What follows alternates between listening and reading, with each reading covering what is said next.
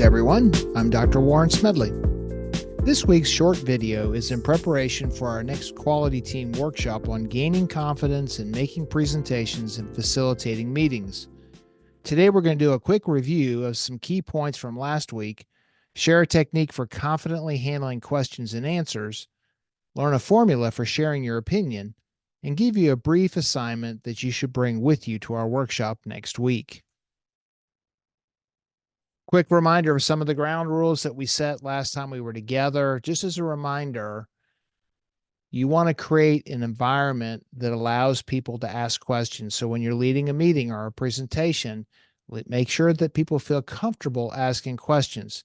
And when we get together again, you can use the 40% rule, which says 40% of people in your audience are distracted at any given point in time. And since you know that, then you make it acceptable for people to ask for clarification or for you to restate things. Participate actively. We'll be doing fun things together, I hope. I hope you'll find them fun. We'll be doing them together. We're going to keep them G-rated. Want to respect others because we're in a learning environment, and you want to create an environment that people feel comfortable opening up and sharing and not feeling like they're going to be criticized if they're learning and trying new things or sharing ideas or you're trying to problem solve together. Keep it positive. Listen to learn, let everyone contribute. Try to avoid war stories if you can in meetings because people will get you off track. You just tell them that's a question that we should put off to the side and let me answer that later. And then try to start and end especially your meetings on time. As a reminder, you really need to know the purpose of your presentation or your meeting.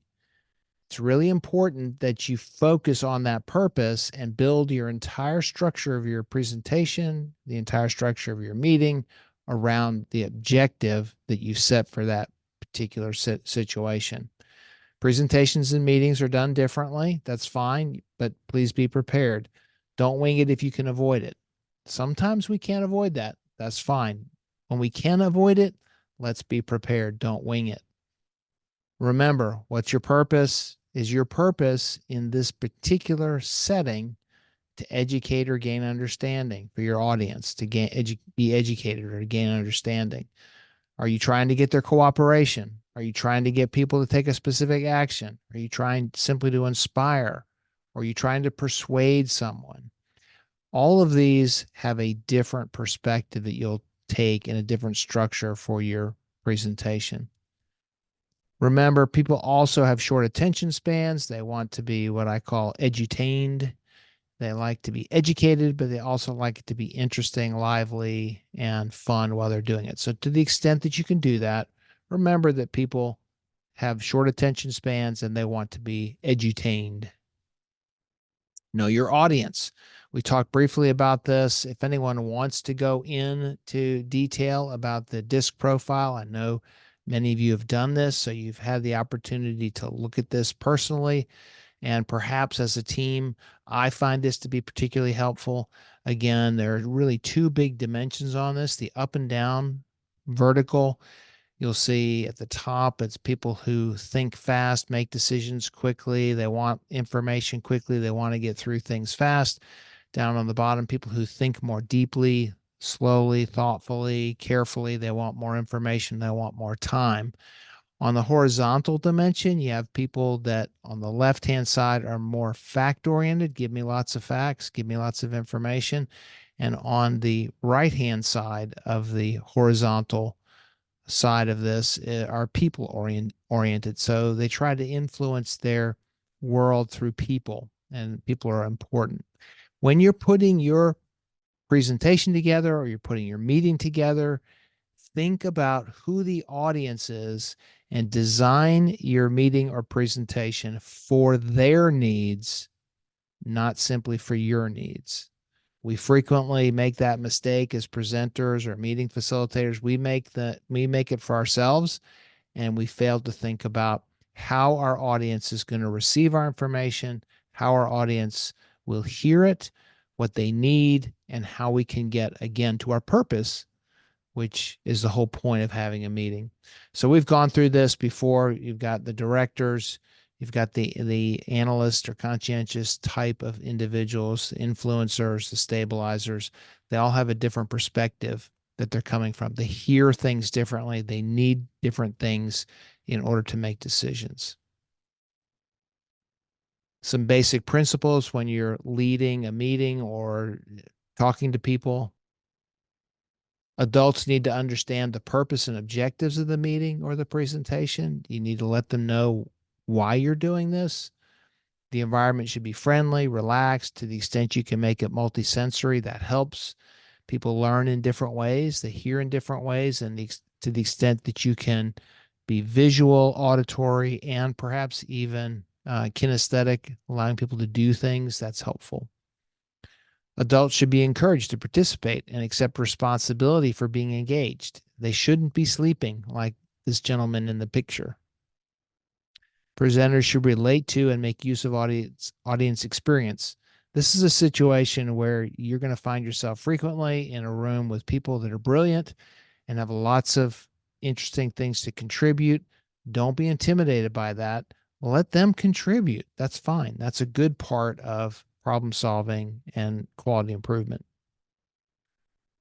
All right, this week when we get together, we're going to talk specifically about handling questions and answers. I find this in a presentation setting to be the most scary part of giving a presentation. Most people, if they're prepared, they can stand up and share their content. Most of you are pretty good at that. You've had experience.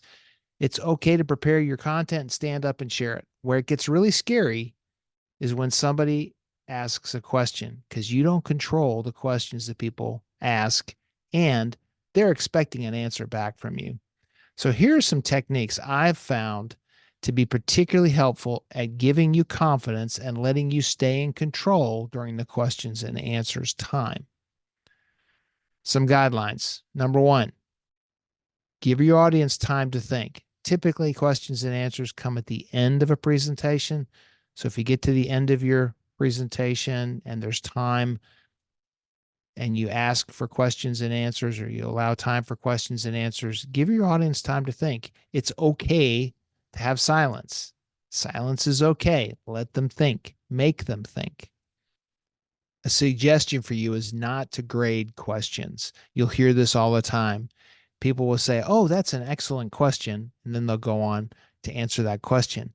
But the time that you don't say that to somebody, if you say that to most people, "Oh, that's excellent question, excellent question, excellent question," and then you don't say that to somebody, you could be implying to them, or they could be believing that you think their question wasn't good. And we want to keep the dialogue open with the purpose of a conversation, especially in quality improvement. We're trying to come to conclusions. We want the room to be open, and we want people to feel comfortable asking questions. Never drill down on a participant. Now, this can happen sometimes when somebody asks you, especially somebody who asks you from a grumpy perspective, and you sort of stare them down, you answer their question, and you share your frustration with them. But then again, that sets the tone in a meeting that makes everyone feel uncomfortable. So even if somebody asks a difficult question, try your best to answer to the entire audience, answer for everyone, and not pick out one person and really beat them down. And remember, it's okay to say, "I don't know the answer to that question." Or, "Can I get back to you on that question?" Or, "Let's put that question in the parking lot on a notepad, and I'll get back to you on that later." It's fine. People don't expect you to have every answer to every particular question. So when you're giving a presentation and you get to that point at the end, you've concluded your presentation and it's time to have questions and answers. Here's the formula or the process I recommend that works incredibly well. And you start by asking, who has the first question? So when you get to the end of your presentation, you open the question and answer period this way. We have time for questions and answers. And if you know how much time, You might say, we have 5 minutes for questions and answers. I always say questions and answers because people will have questions, but they want answers to the questions. If you only have time for questions, you're implying I don't want to give you an answer. It sounds silly, but I always say we have 5 minutes for questions and answers. And then I say, who has the first question? I make the assumption that somebody has a question. 40% of the whole group is having a stray thought at any given point in time. I know that somebody needs something clarified or needs more information. So I ask who has the first question. And in a large setting with a large group, I will typically raise my hand to indicate how they should tell me that they have a question. Then I listen, then I shut up and I wait. It's okay to be silent. Then somebody will share a question. And if you're not sure how to answer that, you can get yourself more time by repeating or paraphrasing the question. You'll hear a lot of politicians do this. They'll receive a question from somebody that they don't particularly like, or they don't want to answer it a particular way, or it sounds hostile to them. So they'll paraphrase it in a more friendly way. And that's perfectly acceptable for you to paraphrase, re-paraphrase a question that helps you answer it in a more positive light. And then you would respond with your answer to that. And your answer could be, I'm not sure about that. I'll need to get back to you on it, which is fine.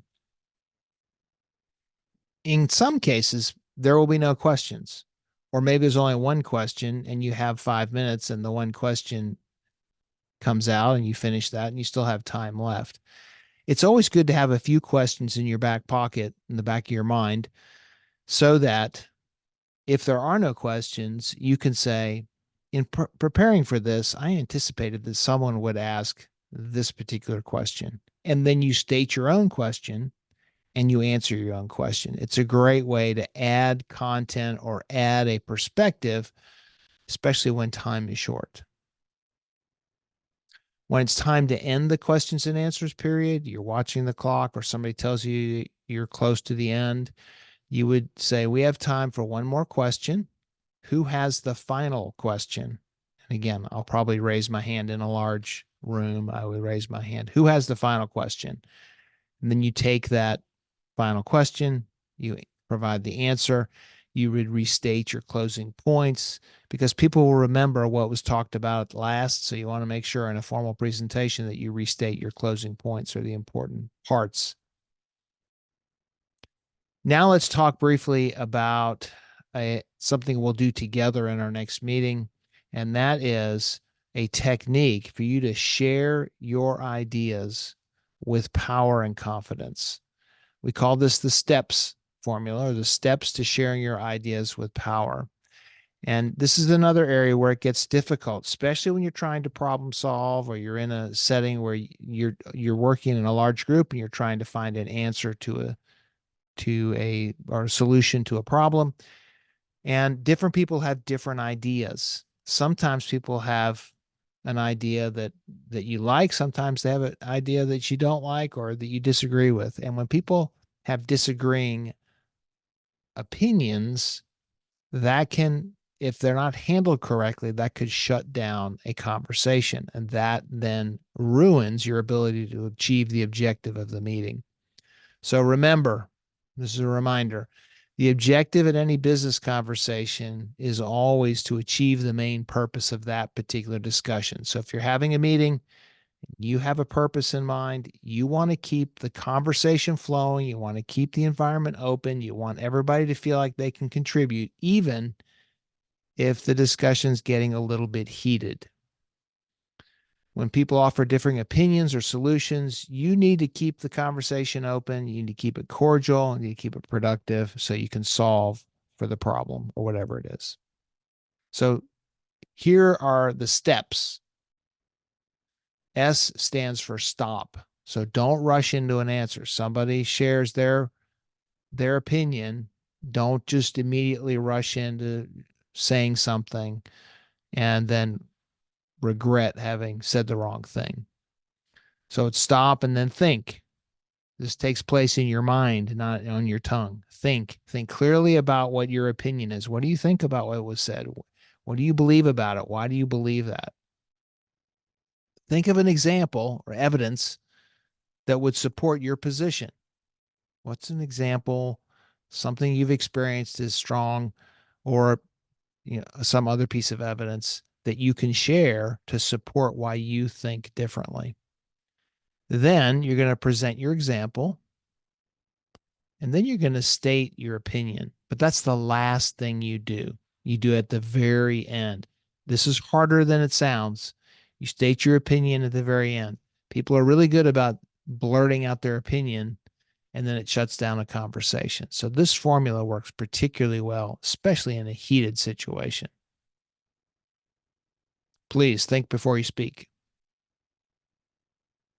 When you're in a situation where opinions are differing or people are getting a little bit hot, there are some words that we should avoid at that moment. You can use these words other times, but when things are getting a little bit challenging, try to avoid these words. Try to avoid saying that somebody's wrong or implying that they're wrong. That immediately sets the other person into defensive mode. They're going to defend themselves, and then you're going to shut down the conversation. You'll frequently hear people say, yeah, but, and what but does, or however, it cancels out everything that's been said. So basically tells the other person, I'm canceling out what you said. Now I'm going to tell you the right way. And again, shuts down conversation.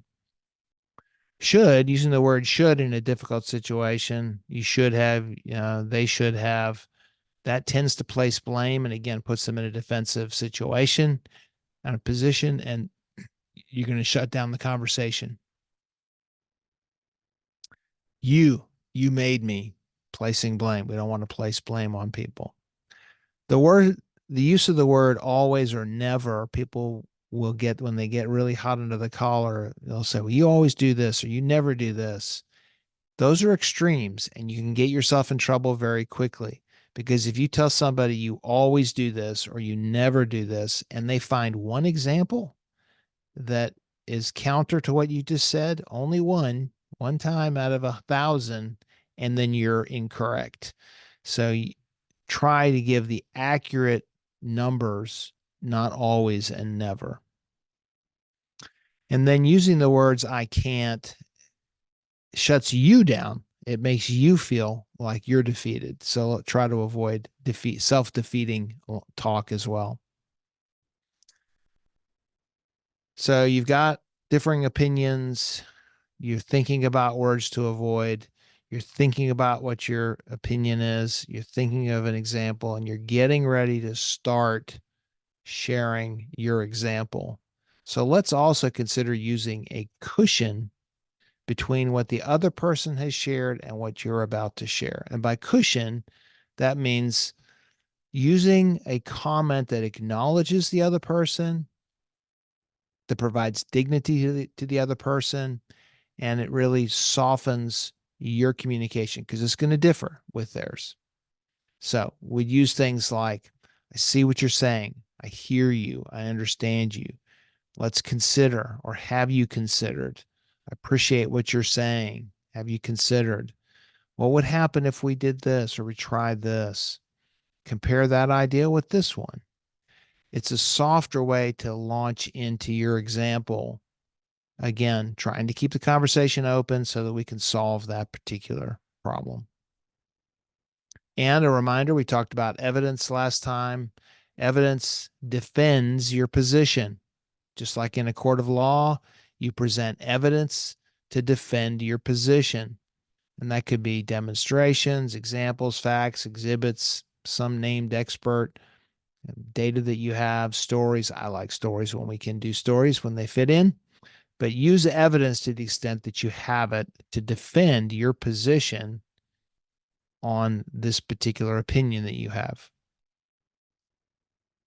When it comes time to actually share it, this is how you would think in your mind about actually sharing your opinion or your ideas with power. This is how you do it.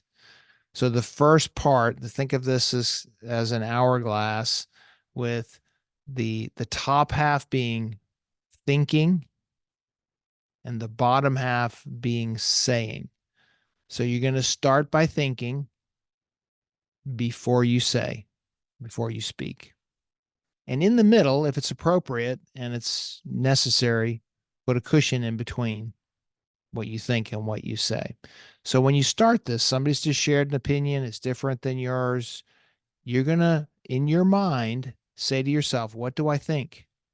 Why do I think that? Can I find an example that supports why I think what I think or why I believe what I believe?